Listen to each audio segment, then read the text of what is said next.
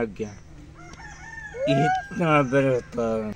औज़ुबिल्लाहि मिनश्शैतानिर्रजीम बिस्मिल्लाहिर्रहमानिर्रहीम इय्याका नअबुदु व इय्याका नस्तईन। मुअज़्ज़िज़ नाज़रीन करामी, अल्लाह तबारक व तआला आपको अपने हिफ्ज़ ईमान में रखे। मैं मोहम्मद काशिफ, मेरी वीडियो देखने और सुनने वालों को अस्सलाम वालेकुम। आइए इनकी दर्द भरी कहानी सुनते हैं इनके अपने मुंह से। भाई छोटे छोटे बच्चे क्या करे, पानी पे पिला के सुला दे।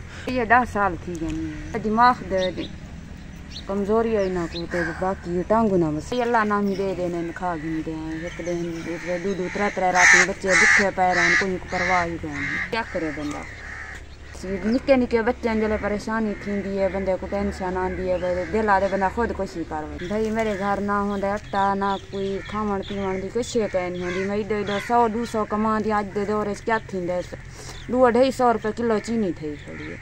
वो दौर तो रह ही कह नहीं गया पहले वाला। बंदा गरीब लोग तो कुछ ही नहीं कर सकता।